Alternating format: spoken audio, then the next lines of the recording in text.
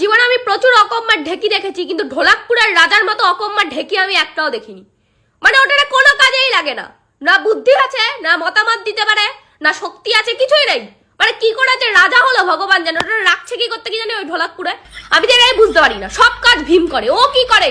ঢোলাকপুরে কোনো বিপদ হলে ভীমকে বলবে তুম জো মন করে করো ভীম, তোমারা জো মন করে করো। মানে এমন একটা হাবভাব করে, মানে ও বহুত কিছু ও করে নিয়েছে, তারপর আর হচ্ছে না, ওই জন্য শেষ অব্দি ও ভীমকে বলতে বাধ্য হচ্ছে। না আদৌ কিছু করেনি, ও জো মন করে করে। মানে ও জানে তো যে আমি তো বলদা পাঠা, আমি তো পারবো না, আমার তো কোনো বুদ্ধি নেই, আমি কিছু করতে পারবো না। তার দিয়ে ভীম তুই কর ভাই, তুই জানিস অনেক কিছু, শক্তিও আছে, বুদ্ধিও আছে, আমার তো নেই, আমি তো বলদা বাচ্চা, আমার তো কিছু করতেই পারবো না। তারপর কয়েকটা সেনাপতি ফুটেছে, ওগুলোরও কোনো কাজে লাগে না। মানে কোথাও বিপদ হলে কোথাও যায়, নিজেরাই আটকা পড়ে যায়, নিজেরাই বিপদে পড়ে কাঁদতে কাঁদতে আসে, আবার ভীমকে যেতে হয়। তাই ভাই তোরা যাস কেন? প্রথমেই তো ভীমকে পাঠাতে পারি, তোরা যাস কেন? মানে আমাদের এখানে এইসব করলে তো কবেই চাকরি দিয়ে ছাড়িয়ে দিয়ে, ঢোলাকপুরে ছাড়ায় না।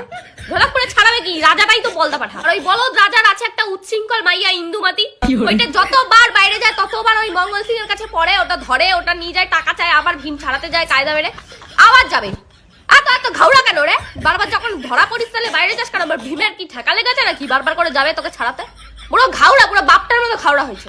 হ্যাঁ ঠিক আছে, চুটকি, ভীম, রাজু না হয় ওইটা পরে, ওপরে কিছু পরে না, ভীম না হয় একটা লুঙ্গি পরে, সব মেনে নিচ্ছি ভাই, ওরা তো একটু গরিব, ওরা তো পড়বে। কিন্তু রাজা ভাই, রাজার ওই জন্ম থেকে আমি দেখে আসছি একটাই ড্রেস, ওই গোলাপি কালার।